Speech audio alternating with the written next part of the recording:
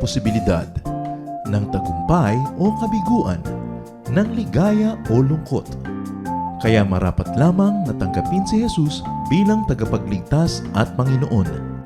At matapos yun ay panariwain ang katapatan at paglapit sa Kanya bawat araw o day by day. Ang day by day ay naglalayong umalalay sa pang-araw-araw na pamumuhay. Narito po si Kuya Ed Lapis sa mensaheng pinamagatang The Financial Cost of Togetherness.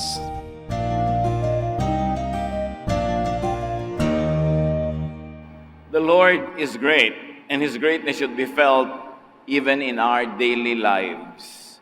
Ang kadakilaan ng Diyos ay dapat maghari, maging sa kalit-liit ang sulok ng ating buhay, lalong-lalo sa pagsasama ng mga nagmamahalan sa buhay. 2 Kings 4:1. One day, the widow of one of the Lord's prophets said to Elisha, "You know that before my husband died, he was a follower of yours and a worshiper of the Lord. But he owed a man some money, and now that the man is on his way to take my 2 sons as his slaves."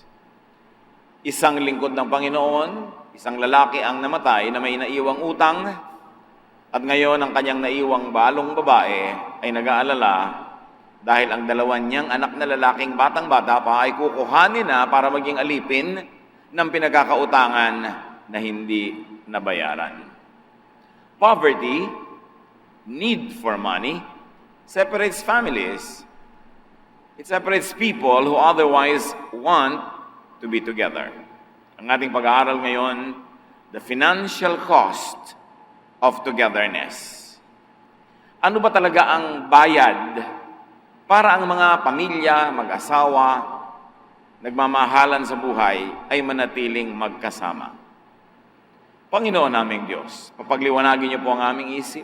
Turuan niyo po kami na ang kadakilaan yung nasa kalangitan ay bumaba sa lupa at maramdaman, maghari, mamayani sa aming pang-araw-araw na buhay. Mangusap po kayong may kapangyarihan. Linisin niyo po ang aming puso, patawarin kami sa aming mga kasalanan at papagliwanagan ang aming isip upang maunawa namin na magandang kalooban niyo para sa aming buhay. Kayo pong maging kaisa-isa at tunay na tagapangaral, gamitin niyo lang ang inyong lingkod. We want to hear your voice. Lead us unto greater knowledge of you and unto greater freedom in this life. In the name of Jesus, your Son, our Lord, our friend, we pray with thanksgiving. Amen. Ano ba ang mga dynamics of togetherness? Ano ang mga batas, patakaran para ang pamilya, mag-asawa, magkakaibigan ay manatiling magkakasama? Maraming mga dapat isaalang-alang. Unang-una, life is better lived in togetherness with those you love. With those who love you. With those you agree with. In fact, with family, especially one's spouse or partner. Higit na matimyas, matamis, masaya, matiwasay, maganda ang buhay kung kasama mo araw-araw o mas madalas, mas mabuti, yung mahal mo, yung nagmamahal sa'yo, yung kaisang isip mo, yung kakampi mo, ang iyong pamilya, lalong-lalo ang iyong kabiyak. Genesis 2:18, the Lord God said, "It is not good for the man to be alone." Matapos lumikha ang Diyos ng maraming bagay at ang lahat ng kanyang comment pagkatapos ay, "And God saw that it was good," the first mention of something not good in creation is a person's being alone. It is not good for a man to be alone, or woman, or child, or anyone. And yet, mahigit 10 milyong Pilipino ang naninirahan mag-isa. They live alone as OFWs, separated from loved ones by financial need, by the need to be employed away from home. At hindi lang yung mga nag-a-abroad ang nawawalay sa pamilya, pati yung mga local OHFWs or out of hometown Filipino workers. Marami rin na kailangan umalis sa kanilang mga probinsya para pumunta sa mga syudad, para mamasukan. Maraming alone. Maraming isolated. At hindi natin pinag-uusapan yung lumayo, alone kasi choice niya, kasi gusto niya. Ang pinag-uusapan natin yung napipilitan na mawalay sa pamilya para lang kumita ng pera. Proverbs 5:18, be happy with the wife you married when you were young. So maging si Solomon, ang payo niya, be happy with the person that you care about. Yet many couples are separated by financial need. 1 Corinthians 7:5, do not deprive each other, perhaps by mutual consent and for a time, except for a mutual consent. Huwag daw ninyong tatanggihan ang inyong asawa, liban na lang napag-usapan nyo, at dapat sandali lang, so that they may devote themselves to prayer. Then come together again, so that Satan will not tempt you because of your lack of self-control. Tungkulin daw ng asawa sa kanyang kabiyak na huwag tatanggihan ang mga pangangailangan ng kanyang kabiyak. At pwede lang daw mangyari ito sa paminsan-minsan, panandalian, at kung napagkasundoan muna nila, dahil gusto nilang mag-focus sa pananalangin sa mga bagay na espiritual. Pero kailangan daw matapos yan ay dali-dali silang bumalik sa piling ng isa't isa, dahil mahirap ng labanan ang kawalan ng pagpipigil sa sarili. Yet, many couples are deprived of each other because of financial need. They are separated because somebody has to work far away. 1 Corinthians 7:9, but if you don't have enough self-control, so go ahead and get married. After all, it is better to marry than to burn with desire. Sabi ni Pablo, kung ako tatanungin nyo, mas papayuhan ko kayo, huwag na lang kayo mag-asawa para hindi complicated, lalo gusto nyo maglingkod sa Diyos. Pero, kung nagliligiyab, naglalagablab, nilalagnat kayo sa pagnanasa, ay mabuti pa mag-asawa kayo nang may mapagbuntunan kayo ng lahat ng inyong mga pagnanasa, kaysa naman magliyab kayo ng ganyan-ganyan na lang. So, mahalaga sa mag-asawa, magkasama, para pagbuntunan nila ang isa't isa ng lahat ng kanilang mga pagnanasang makalupa. At hindi yun minamasama, basta tama ang pinagbubuntunan mo. Yet many married people burn with unsatisfied desire because of unwanted separation caused by search for employment. At madalas pa nga, sa tagal na hindi magkasama ang mag-asawa, may mga nabubulid, natutokso, nadadarang at nababaling ang lagnat, hindi kay Mr. Right, kundi kay Mr. Right now. Hindi kay Mrs. Right, kundi kay Mrs. Right now na nandyan, nakakalat at available. Maraming mga mag-asawa ang nagsisimulang nagtitiis na magkawalay para magkatrabaho, pero nahuhulog ang loob sa iba sa tagal ng lungkot at pangungulila na mamaya hindi na sila nakakabalikan, nawawasak na ang pamilya. Matthew 19:5-6, that's why a man leaves his father and mother and gets married. He becomes like one person with his wife. Then they are no longer two people, but one. And no one should separate a couple that God has joined together. So nililinaw dito ni Jesus na nag-aasawa ka para magsama kayo, hindi para magkahiwalay at magkalayo. At wala daw dapat maghiwalay sa mag-asawa. Hindi lang pinag-uusapan dito mga kontrabidang tao, hindi lang pinag-uusapan dito ay mga kung ano-anong bagay, kundi kahit ano na naghihiwalay sa mag-asawa ay hindi ka nais-nais, kahit employment, kahit pagpapayaman. Financial needs also separate many couples. Nag-asawa ka pa, ang katabi mo unan. Although, mamahalin naman yung unan mo dahil pinapadala ka ng pera, pero ganun ba talaga dapat ang buhay? Togetherness has a financial cost, a price tag. It costs money to stay together if you don't have a lot of it. Para patuloy na magkasama ang mag-asawa, ang mga magulang at anak, ang magkakapatid, ang magkakaibigan, may bayad. Binabayaran. Togetherness should be able to afford food, shelter and clothing, and other needs while staying together. At yan ang dahilan kaya maraming nalalayo kahit hindi gusto sa mahal sa buhay dahil kailangan kumita para may kainin ang pamilya, para may silungan, maibayad sa upa ng apartment o maipagpagawa ng munting bahay, maibili ng damit, maipagpaaral, etc., etc.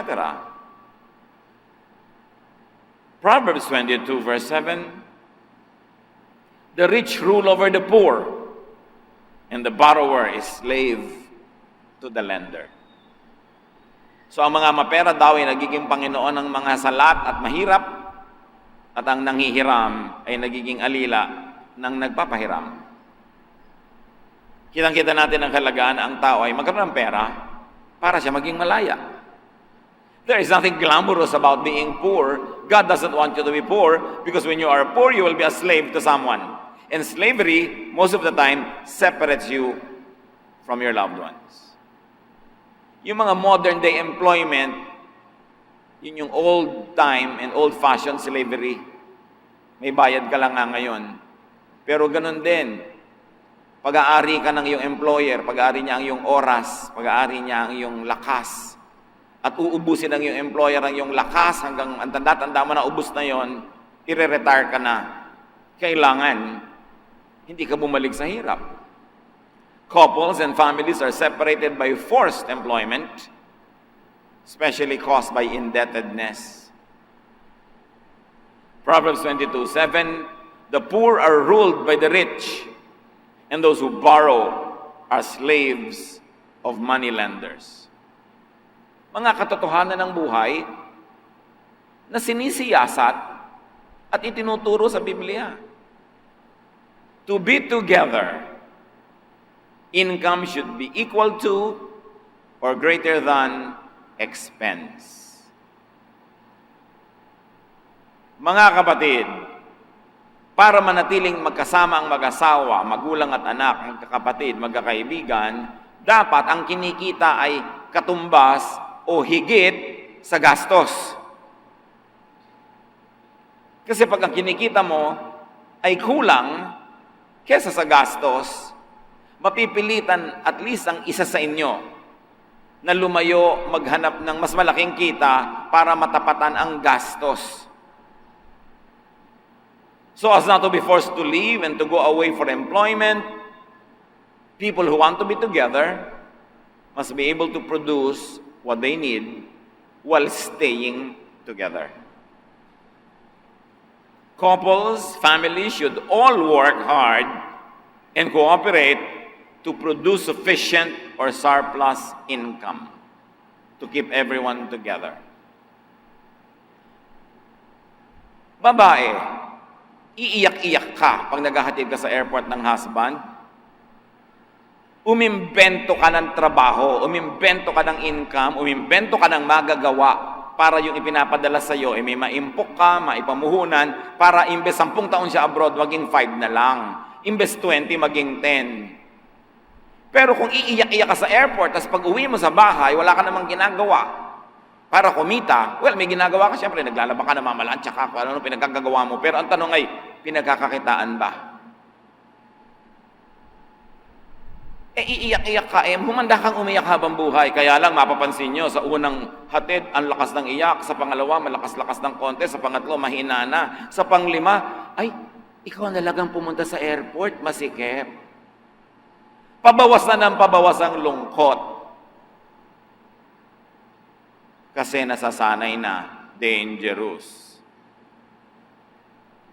If you want to keep everyone together, everyone should work hard, one, to earn. O mga anak, iiyak-iyak kayo pag hinahatid nyo ang tatay o nanay sa airport. Mag-part-time job kayo. Gumawa kayo ng paraan parang ipinapadala sa inyo, ma-extend, hindi pa nakadumadating ang next padala. Humihingi ka na naman. Pag hingi ka ng hingi, sinasabi mo sa magulang mo, huwag na kayong umuwi, dyan na lang kayo abroad kasi kulang at kulang sa gastos ko ang padala nyo. Nalulungkot kayo dahil malayo ang inyong magulang, tapos humihingi kayo ng cellphone na may folding bed sa loob. Hindi pa sapat yung lumang cellphone, kailangan laging bago. Nalulungkot yung asawa dahil aalis ang husband, tapos hindi pa kontento sa makeup na Duquesa. Ang gusto pa, branded. Hindi pa kontento magsuot ng mura, gusto pa mahal. Isinumpa nyo na yung asawa nyo na huwag na umuwi. Kung luho kayo ng luho. Mga magulang na nalulungkot daw pag umalis ang anak, tapos anak, ibili mo ako ng kotse. Anak, ipagpagawa mo ka ng malaking bahay. Gusto ko yung bubong maraming bintana. Yung mga bubong na letter A, na uso ngayon kahit saan na lang. Ang daming letter A na bubong. Kahit hindi kailangan lagyan ng bintana yung bubong, may kunwari bintana. Ewan ko saan napulot yung pangit na design na yan. Gastos ng gastos. Payabangan ng mga magulang sa palakihan ang ipinapadala ng anak. Tapos nalulungkot kayo pag umaalis. Ang totoo, ipinagtutulakan nyo, wag nang bumalik. Kung hingi kayo ng hingi. Ephesians 4:28, be honest and work hard so you will have something to give to people in need. Kaya kung minsan, nadadala na yung mga kamag-anak natin na naninirahan sa ibang bansa na umuwi dito. Paano? Uuwi lahat, umaasang may pasalubong.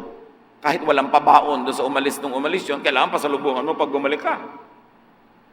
Lahat, pag aalis kayo, siya lagi ang taya. Kung isang linggo siya, isang buwang nandito, araw-araw siya ang taya. Paano pa babalik? Kaya hindi nga bumabalik hanggang hindi may patay. Kasi at least kung buro lang uuwian, may excuse na hindi magpasalubong. Sobra ang expectation natin sa nasa abroad. Hindi natin napapansin, kinokondemn natin sila to a life of slavery forever. Because we do not help them save the precious income that they make. Sino daw ang magaling na asawang babae o lalaki? Proverbs 31:16-18. She knows how to buy land and how to plant a vineyard, and she always works hard. She knows when to buy or sell, and she stays busy until late at night. And you are not talking about a 21st century lady, you're talking about the woman of Proverbs. Babaeng nabuhay nung una pang panahon, hindi nakasandal sa asawa. Hindi lang hingi ng panggastos. Bagamat yes, magaling na asawa, magaling magluto, magaling mag-alaga ng mga anak, pero walang income. Itong babaeng ito ay may income. Namumuhunan, nagnenegosyo, nananahi, nagbebenta ng mga pinatahi niya, at the same time, mahusay siyang babae. Hindi kailangang i-equate na pagka ikay babaeng nagnenegosyo at nagtatrabaho, ay wala ka ng kwentang ina o wala ka ng kwentang asawa. Kayang gawin yun ng sabay, lalo't kung ang mga anak ay magko-cooperate. Mga anak, gusto nyo ang nanay nyo is a good housewife and at the same time may negosyo o may trabaho. Aba, magtrabaho rin kayo sa bahay. Share in the household chores. If you are a member of a family, you must have a household chore. Hindi ka pwedeng parang laging bisita araw-araw. Kailangan ang lahat nagtutulungan kung gusto nyo ang lahat lumaya para meron kayong time to be together. Pwede siguro na ang babae or husband ay walang gainful, profitable employment or income or business kung sobrang laking kumita ang kanyang asawa. Kayang-kaya siyang suportahan. Pero yung kulang ang kinikita ng inyong asawa, tas kayo walang alam kundi gumastos at hindi kayo kumikita ng extra income, ba't di nyo lang sasaksakin sa likod? Kailangan tulungan yung kumikita. At ang tulong natin ay kumita din tayo. O kung hindi pa natin kaya, huwag naman tayo sobrang magastos. Huwag maluho, wala ka nang kinikita, ang gastos mo pa. Kaya kailangan tulungan. Yun naman kung talagang mahal natin. The wife or the husband would do well to also earn. Kaya kung ang mapapangasawa mo, dalaga o binata, ay OFW o seaman, magtrabaho ka, magplano ka magtrabaho, magnegosyo ka, huwag kang maging dependent lang na yung asawa mo, 2 months ka lang nakakasama at nag-e-enjoy sa bawat taon, tapos 10 buwan na sinisiklot-siklot ang mga alon sa gitna ng dagat. Kung talagang mahal mo ang asawa mong seaman, huwag kang maging dependent lang. Magtayo ka ng tindahan, mag-buy and sell ka, magnegosyo ka. Kung meron kang mga anak na inaalagaan pa, na kailangan nasa bahay ka, marami na ngayon na home-based negosyo. Imbes bumili ng mga alahas at mga sapatos, bumili ka ng magandang computer, maghanap ka ng magagawa mong negosyo online. Kasi naku, pastor, hindi po ako marunong mag-online. Maging alipin ka habang buhay. Sige, ipaalipin mo ang asawa mo habang buhay dahil ayaw mong sa mga aral ng online. Kung gusto mo mag-makeup, ganon. Kailangan marunong ka maghanap buhay. Couples, families, all work hard and cooperate to remain free and to be together. Pag meron kayong part of the family na ang tagal-tagal lang nagtatrabaho abroad, hindi makauwi-uwi, may kasalanan din kayo doon. Baka sobra kayong gumastos o hindi kayo tumutulong kumita.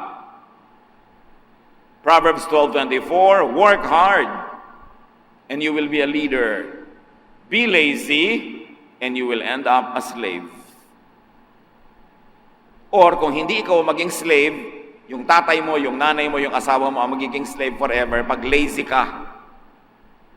At may mga ganyang kapatid, ang bata-bata mag-aasawa, wala malang pambili ng gata. Sinong hihingan? Yung kapatid na OFW. Siyempre, pagkatapos ng gatas, lalaki na yung bata, mag-aaral na. Kanino hihingi ng pangmatrikula? Kay kapatid na nagtatrabaho or OFW. At hindi na matatapos ang pasan ng taong ito at hindi uuwi dito hanggang hindi isang malamig na bangkay o sobrang tanda na. Nanakawan na siya ng buhay. Absent siya sa lahat ng birthday, lahat ng pagtitipon, lahat ng graduation, lahat ng mga kasiyahan. Dahil hindi na siya makauwi-uwi sa gastos ng kanyang mga sinusuportahan. Is that the way to love people? Everyone should contribute to the group income by making or earning or at least helping and saving money. Dapat tumutulong tayo sa pagkita ng pera. At kung hindi tayo makatulong dahil sobrang tanda, sobrang bata o may sakit, tumulong ka man lang sa pamamagitan ng pagtitipid, pagbabawas sa gastos. Genesis 3:19, you will have to sweat to earn a living. Liban na lang sobrang kamatanda, sobrang bata o may sakit o nag-aaral pa, mali na hindi mo kinikita ang kinakain mo. Yet, many breadwinners continue to labor away and alone because their dependents do not earn or do not conserve and save money. Lustay ng lustay. Kung ang nanay, tatay mo'y OFW, wala sa lugar na lustay ka ng lustay. Kung ang asawa mo'y OFW, wala sa lugar na lustay ka ng lustay. Kung hindi ka man lang kumikita, dapat nagsisave ka. Para umiksi-iksi ang pagtatrabaho niya ng malayo. Para makapag-ipon kayo, makapagtayo ng negosyo, o mabayaran ang mga dapat bayaran. Hindi yung matapos magtrabaho ng ketagal-tagal, pag-uwi, na isang lanyo pa ang TV, tutubusin pa niya. Yung lote na nabili niya, nakasangla, tutubusin pa niya. Yung mga binili niyang gamit na ibenta na, bibili na naman siya ng iba. Bakit hindi niyo nalang lasunin yung OFW nang madali na ang kamatayan at magkaroon na ng kapahingahan sa langit? Hindi yung tuwing uuwi, napakaraming problema niyong ibibigay. Konting ginhawa, konting saya, hindi pa maibigay dahil kutakot-takot ang listahan ng utang na titingnan, kutakot-takot ang daing, ang dami-daming pupunta, ang daming hihingi. Kala mo napupulot ang pera abroad. Proverbs 10:5, he who gathers crops in summer is a prudent son, but he who sleeps during harvest is a disgraceful son. Kailangan ng mga anak marunong mag-timing. Pag pwedeng kumita, kumita. Pag pwedeng magkaroon ng trabaho, magkaroon ng trabaho. Apply this to sons and daughters who overrest, overspend, and overextend childish dependence. Meron pa mga anak ng OFW, parang napakasama ng magulang nila na nasa abroad, may tampo pa. Kailangan pag umuwi dito ang magulang, hindi sila mapapagalitan, i-shopping ng i-shopping, ipasyal lang ipasyal, na para bang krimen yung ginawa ng magulang nila ng pagtatrabaho abroad, na kailangan you make up for it when you get home. Aba, Pag yung mga magulang nyo, nagtatrabaho, umuwi, kayo naman ang magbigay sa kanila ng ginhawa, ng saya. Hindi yung sila pa rin ang magbibigay sa inyo forever. Proverbs 6:6-8. You lazy people can learn by watching an anthill. Ants don't have leaders, but they store up food during harvest season. So alam nyo, marami kayong matututunan sa langgam. Panoorin nyo kung paano sila magtrabaho. Wala sila mga leader, pero lahat nagko-cooperate. Nag-iipon ng makakain. Ang isang maliit na langgam, makikita mo, may binubuhat-buhat na pagkalaki-laki ang butil ng bigas. Malaki compared sa size ng kanyang katawan. Pero binubuhat niya, nagmamadali siya para madala niya sa kanilang lungga. Para may nakastore na pagkain, kung tag-ulan, kung walang makuha sa ilang araw, meron silang kakainin. Langgam lang yon. Mabuti pa sa maraming tao. May nagtatanong, bakit po maraming mahirap na pamilya sa Pilipinas? Nagtanong ka pa. Ang itanong mo, sa mga mahihirap na pamilya, ilan ang may trabaho? Isa. Ilan ang dependent? 7, 8. Pinag-aaral itong kapatid, kabata-bata magbubuntis, o hindi na lang siyang inang papakainin, pati yung anak niya ngayon, ibibili pa ng gatas, nung ate o kuya niya na nagtatrabaho. Kaya maraming mahirap kasi ang daming umaasa sa kaisa-isang kumikita. Dapat lahat kumikita kahit mumunti. Alam niyo ba na kung gusto niyo talaga magtrabaho, hindi kayo maubusan ng trabaho?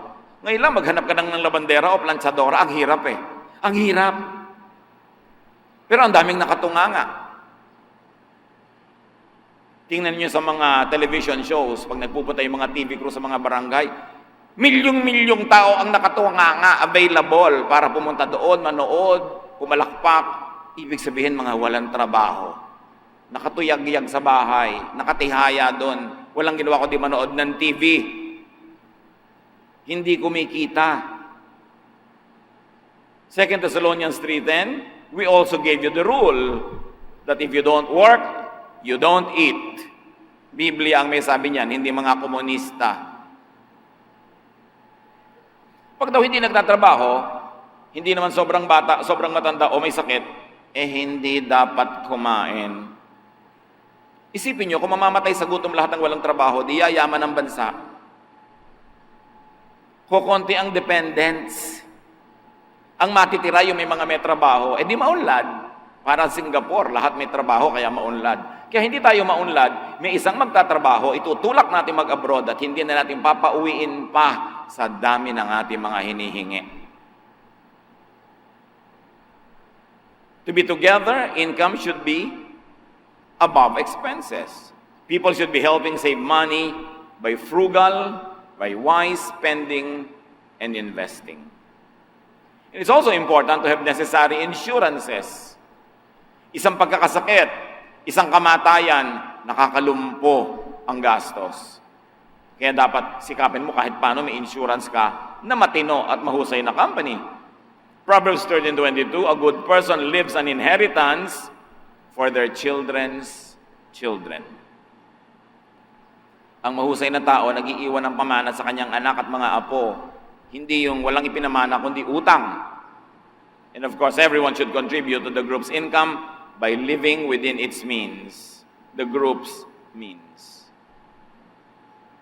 Malungkot, masakit, mapait, pero walang sugat na magagaling, mapapagaling kung di mo nabubulat-latin, lalanggasin, lilinisin, kahit mahapdi. Kailangang ayusin ang mga sakit ng lipunan para makaahon tayo sa hirap. Kailangan palitan ng paraan ng pag-iisip. Many couples and families are separated by financial needs. Separation because of financial needs could be avoided, shortened, or ended if everyone would cooperate. Ang lahat ng uri ng paghihiwalay dahil sa pagtatrabaho ay pwedeng iwasan, mapaiksi o mawakasan kung ang lahat ay magtutulungan at tutulong. Togetherness requires agreement. Agree ba kayo to be together? Amos 3:3, can two people walk together without agreeing to meet? So ang tanong, kayo mga nagmamahalan sa buhay, agree ba kayo to be together? Yes or no? Togetherness requires commitment. Pag sinabi niyong yes, gusto kong kasama ko ang asawa ko sa buhay, gusto kong kasama ko ang magulang, ang anak ko, ang kaibigan ko, ang partner ko sa buhay, yes, commit. Meron kang pananagutan. Matthew 26:40, he came back and found his disciples sleeping. So he said to Peter, can't any of you stay awake with me for just 1 hour? Sabi ni Jesus, samahan niyo ako sa panalangin. Huwag kayong matulog. Masyado akong maraming mabigat na dala. Tumalikod lang si Jesus para magdasal. Nung balikan niyo yung kanyang mga disipulo, tulog. Dapat huwag niyong tulugan ang inyong kasama, ang inyong mahal sa buhay, na may mabigat na dalahin. Kung nahihirapan siya sa kanyang mga gawain, huwag kayong magpasasa. Huwag magpasarap. Dapat dumamay tayo. Para siya ay may kasama, siya ay may katuwang. Togetherness requires cooperation. Kailangan ng pagtutulungan ng lahat. Every able-bodied family member should help keep the family together. Should protect the family from separation because of financial needs. Therefore, every able-bodied family member should help earn money. Huwag niyong isipin kung anong susunod na bibilhin, kung anong susunod na hihingin. Ang isipin niyo, paano kaya ako kikita para yung kahit fraction of my needs, huwag ko nang ihingi pa. Paano kaya ako magtitipid para yung pinadala niya ay humaba ang buhay at hindi na ako kailangang humingi pa sa kanya kahit hindi pa sweldo? Pag humihingi kayo sa namamasukan ng hindi pa sweldo, inuutusan niyo siyang mangutang. Kasi hindi pa siya sumusweldo, hihingi na kayo. Saan niya kukunin? Magician ba siya? Mangungutang siya. Kaya marami sa mga OFWs, nagtatrabaho ng 8 to 9 hours a day, at pagkatapos nun, pupunta pa sa part-time job, maglilinis ng apartment, villa, maghuhugas ng kotse, ng bahay ng may bahay, para kumita pa ng konti. At sa day off, hindi pa siya nag-o-off, nagtatrabaho, nagluluto ng ulam, nagtitinda, kung ano-anong ginagawa, menial jobs. Tapos yung mga pamilya dito, hingi. Nag-aaway pa kung minsan yung asawang babae at yung nanay kung sino ang hihingi ng ngayong buwan na ito. Napakalaking sakit ng ulo ng OFW na yung asawa niya at nanay niya ay nag-aaway. And yet, awayan ng mga babaeng ito with their selfish motives and intentions to get, without thinking of the peace of mind of this poor person who is alone abroad. Makakarinig ng balita, sumbong pa, daing pa. Anong gusto niyong gawin ng tao? Magbigte. Kaya marami nabubulid, natutulak na humanap ng kahit konting pagtingin.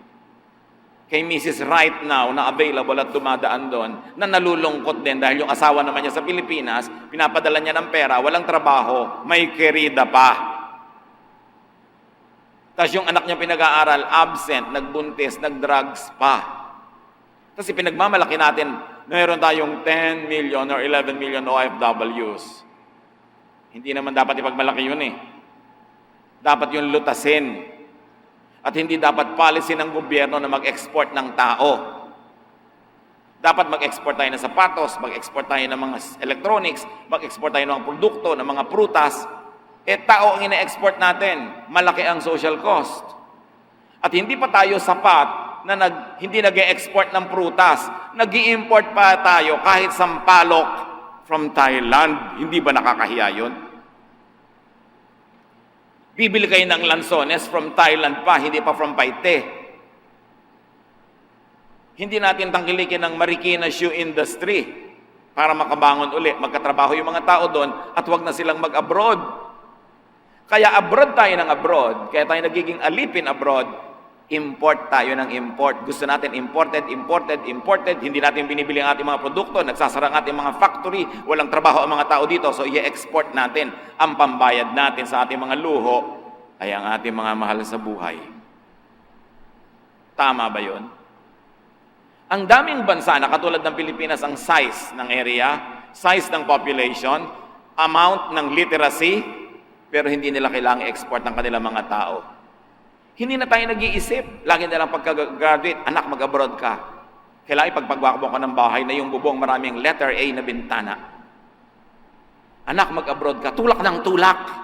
Ba't hindi mo isipin, anak, mag-isip ka ng negosyo dito, mag-iipin tayo, mag-iipon tayo, o mamasukan ka sandali, kahit mag-abroad ka, 3 taon lang, tapos titipirin natin yung kinita mo, pagbalik mo dito, magkakaroon tayo ng small business. Hindi mamasukan ka forever, umuwi ka na lang pagpatay ka na o pag antanda mo na. There should be enough of breadwinner in one income households. Pag sinabi mong ito po ang ating breadwinner, ano kayo? Bread loser? Bread user? Bread eater? Tapos meron kayong breadwinner. May isang breadwinner at may 5 kain lang ng kain. Well, tungkulin naman ng magulang na magpakain ng anak, pero tungkulin naman ng anak na magtipid at mag-cooperate, mag-aral lang mabuti para makatapos agad. Hindi 5 taon na, nasa high school pa, o nasa kolehiyo pa, 7 taon na, hindi na makauwi nagpapaaral. Walang PhD yun, bachelor's pa lang, 7 taon. Enough of housewife only mentality. Mag-alaga ng mga anak, mag-impart ng values, pero huwag maging inilalagay mo sa form dependent. Gusto niyo ba yung word na dependent? Pag may mga form na pinipirmahan, nakalagay sa iyo, dependent. Hindi magandang word yon. Maraming negosyo, maraming pwedeng gawin kung gusto natin talagang kumita. Pero huwag kayong maging fully dependent, huwag maging housewife only. Hindi na uso yon.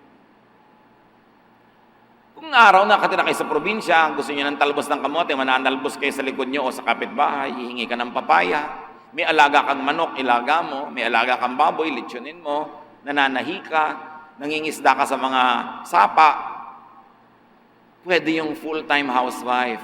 Pero ngayon, pati drinking water binibili. Maraming binibili ngayon, drinking water, load, binibili. Pati buhok ngayon, kinukulay-kulayan. Napakarami binibili. Nagbabayad ka pa ng mga kung ano-anong mga internet fees, nagbabayad ka pa ng mga TV connections. Kaya raming binibili ngayon, kailangan kumikita ang lahat. Iba na ang panahon, nakasya nun yung kita ni tatay for all. Kasi yung mga anak naglalakad papasok sa eskwela. Ngayon 3 kanto lang, magta-tricycle pa. Puro gastos. Sinong kikita? Stop spending too much time and energy doing just household chores. Pag naglalakbay ako dito sa ating bayan, kahit saan kumakita, lalo umaga, buong umaga, 90% ng kababaihan ay naglalaba. Laba ng laba, ng laba, ng laba. Hindi naman umaasenso sa buhay, hindi naman yumayaman, mahirap pa rin. So huwag na kayong maghanap ng sobrang puting laba, yung mamuti-muti lang, tama na. Alam niyo naman mga commercial ng sabon panlaba, dinadakila ang babaeng maputing maglaba. Yung maraming bula. At ang pinakamataas na papuri sa isang babae ay masabi ng asawang, ang bango ng aking polo. Ang babae naman kilig na tuwang-tuwa. Gusto niyo ba yung maling imahe na yun ng babae na ang pinakamatayog na pangarap ay maging dakilang labandera? Ilang oras sa buhay niyo ang nauubos kalalaba? Kapaplansya, bumili na lang kayo ng mga wash and wear.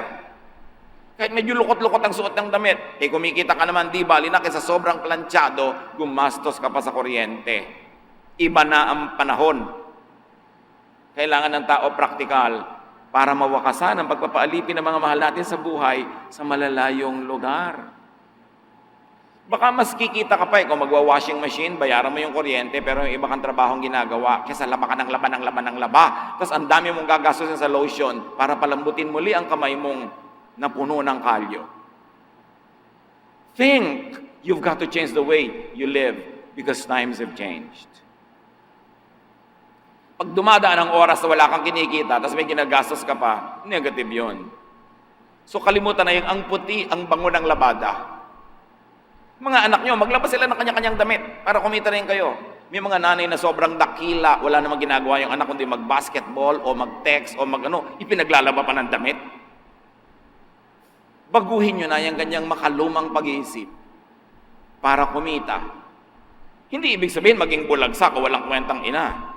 But use your time to earn money, lalong-lalo kung kaisa-isa lang ang breadwinner at ang lahat, bread users. Paano i-describe ang napakadakilang babae sa Proverbs 31:10-31? A truly good wife is the most precious treasure a man can find. With her own hands, she gladly makes clothes. She is like a sailing ship that brings food from across the sea. She knows how to buy land and how to plant a vineyard, and she always works hard. She knows when to buy or sell. She makes clothes to sell to the shop owners. She takes good care of her family and is never lazy. Charm can be deceiving, and beauty fades away, but a woman who honors the Lord deserves to be praised. And how does this woman honor the Lord? Hindi sa kasasabi lang ng praise the Lord, sa pagtatrabaho, sa pagiging matinong babae. Na hindi pinapabayaan ang kanyang pamilya, time management lang. And this should also apply to men. Enough of the word dependent. Tulad nga ng sinabi ng 2 Thessalonians 3:10, we also gave you this rule, that if you don't work, you don't eat. So conserve and save money. Togetherness has a financial price. May bayad ang pagsasama-sama. Lahat dapat willing na magbayad. Every family member should help pay for togetherness. Ama namin, salamat sa maganda niyong layunin na ang mga pamilya, mag-asawa, nagmamahalan sa buhay, magkakaibigan, ay magkasama-sama. Salamat sa iyong mga paalala at salamat sa malilinaw na katuruan sa Biblia kung paano ito pwedeng gawin. Teach us about our responsibilities. Teach us to be productive so that we may enjoy togetherness. Pagbulay-bulayan natin mga kapatid ang kahulugan nito at ngayon sa ating kanilalagyan, make a firm resolve, a decision to be part of the earning machine, not the spending machine. Lord, we thank you. Guide us. In the name of your Son, Jesus.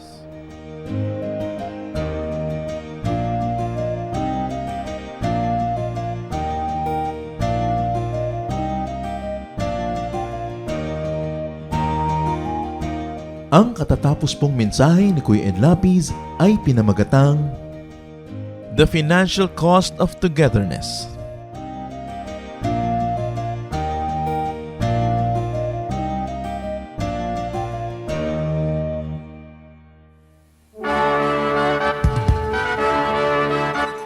Halina't sama-samang sumamba at magdiwang sa Day by Day Jesus Celebration kasama si Kuya Ed Lapiz. Bulwagan ng Panginoon PICC, one Sunday a month, Philippine International Convention Center, Rojas Boulevard, Pasay City. All other Sundays sa mga Day by Day mini bulwagan ang pagtitipon. Para sa buwan ng Oktubre, gaganipin ito sa October 6, 2024.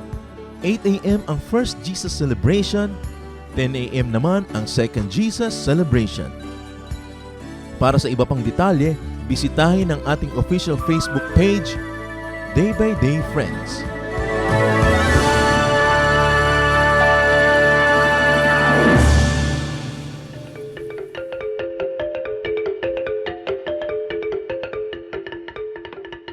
Dumako po tayo sa mga hiyas ng bayan, mga kayamanan po ng ating lahi, ng ating lipi na maaari nating pagyamanin, kilalanin at itampok. At ito po ay atin ding ipamana sa mga darating pang henerasyon. Ang atin po ngayong itatampok na hiyas ng bayan ay ang ating mga kasabihan. Marami po tayong magagandang mga kasabihan.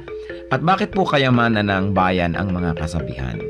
sapagkat ito po ay mga karunungan na naipon, sinala, niliglig, binuo ng panahon. Sa tagal ng ating mga karanasan bilang isang bayan, bilang mga mamamayan, bilang tao, ang ating po mga ninuno ay nakabuo ng mga salawikain na nakabase sa mga mahahaba, matatagal at malalalim na mga karanasan. Kaya dapat lamang namang pahalagahan ng mga kasabihang ito sapagkat hindi naman tayo basta-basta makakaimbento ng kasabihan sa loob ng isang araw o isang linggong karanasan. Kailangan po ang mahabang pag-oobserba sa buhay, pagdidili-dili, at pagkatapos po ay pagbubukas ng isip. Ang atin pong kasabihan na itatampok sa araw na ito ay galing sa Katagalugan, ang kahoy na likot baluktot, hutukin hanggang malambot. Kung lumaki at tumayog, mahirap na ang paghutok. Talaga nga naman po, tamang-tama. At ito po ay galing sa UP Cultural Dictionary for Filipinos ni Thelma B. Quintanar at mga kasama. Uulitin ko po ang kasabihang ito. Ang kahoy na likot baluktot, hutukin hanggang malambot. Kung lumaki at tumayog, mahirap na ang paghutok. At siyempre, ito po ay hindi naman talaga tungkol sa mga kahoy ang pinag-uusapan. Bagamat napakaganda po nung nakikita natin dito na imagery, yung kahoy nga naman na puno habang maliit pa lang at malambot pa ang mga sanga at malambot pa ang katawan at medyo likuyan o baluktot o kung saan-saan pumupunta kayang-kaya pa nating hutukin, lagyan ng suhay at iurong dito o kaya ay patigasin sa ganong patungong direksyon. Subalit kung yan ay malaking-malaki na at punong-puno na, hindi na natin yan pwedeng maiba dahil matigas na at mataas na, baka hindi pa natin maabot. At ito po naman siyempre yung metaphor na ito ay may kinalaman sa pagpapalaki ng mga bata, sa paghubog ng kaisipan, sa paghubog ng mga paniniwala at mga pagpapahalaga. Napakahalaga ang pagtuturo sa bata ng mga konsepto ng tama at mali, ng maganda at ng mga hindi maganda habang ang tao ay bata pa, habang ang kanyang isip ay mura pa, at habang siya ay masunurin pa, habang siya ay dependent pa at umaasa pa sa kanyang mga magulang o sa mga matatanda, habang siya ay teachable and impressionable, ay kailangan na dumating tayo sa talagang masusi at seryosong pagtuturo. Napakahalaga na turuan ng mga bata sa tamang panahon. Huwag po nating ipaurong-urong ang pagtuturo sa mga bata. Pag kami mga itinatanong, huwag natin sabihin, bata ka pa, hindi mo pa malalaman yan, saka na, pagtanda mo na. O kaya, ano ba, kabata-bata mo, ang dami mong tanong, malalaman mo rin yan pagtanda mo. Kailangan po maingat tayo sa pagsagot sa mga tanong, ibigay po natin ang mga sagot na tumpak at tama, at itrato natin ang mga bata na parang matanda kung ating kausap, igalang din natin sila, at bigyan natin ng mga tamang paliwanag. Tandaan po natin ang pagbabantay, ang pagtuturo, ang paghuhutok sa mga mumunting mga bata. Yan po ay magkakaroon ng panghabang buhay na epekto sa kanilang buhay. Kaya isa pong mahalaga na paalala rin sa ating mga magulang, bigyan natin ng oras ang ating mga anak, bigyan natin ng panahon na mahutok yan sa tama, sapagkat kapag malaki na, mahirap na po yan na ibahin pa. Kaya ilapit natin sa Panginoon habang maaga, palakihin natin ang may takot sa Diyos, palakihin natin na kasama ay mga mananampalataya, nadidinig ang salita ng Diyos, mga Kristiyanong awitin, at nang sa gayon, ang batang ito ay lumaking nasa tamang direksyon. Sabi rin po yan sa Bible, train up a child in the way he should go, and when he is old, he will not depart from it. Meron po tayong equivalent niyan sa ating pong kultura, sa ating mga kasabihan. At yan po ang hiyas ng ating bayan ngayon, kasabihang, ang kahoy na likot baluktot, hutukin hanggang malambot, kung lumaki at tumayog, mahirap na ang paghutok.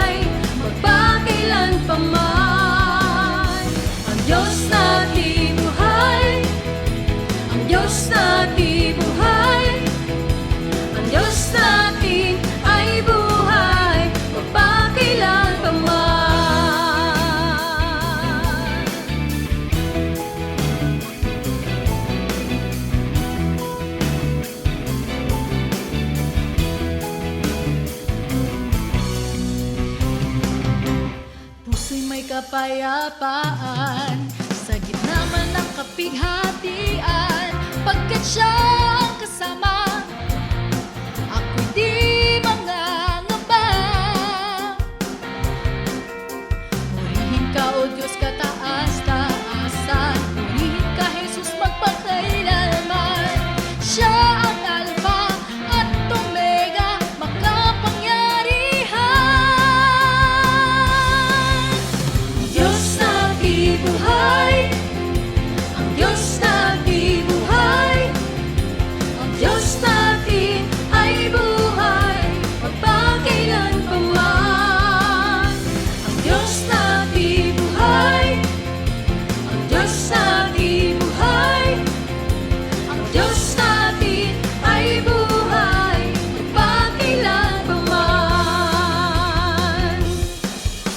Ang Diyos natin ay buhay, ang Diyos natin ay buhay, ang Diyos natin ay buhay, magpakailanpaman. Ang Diyos natin ay buhay, ang Diyos natin ay buhay, ang Diyos natin ay buhay, magpakailanpaman. Ang Diyos natin buhay, siya ay buhay. Ang Diyos natin buhay, ang Diyos natin ay buhay, magpakailanpaman. Ang Diyos natin buhay, ang Diyos natin buhay, ang Diyos natin ay buhay, magpakailanpaman. Ang Diyos natin ay buhay, magpakailanpaman. Ang Diyos natin ay buhay, magpakailanpaman.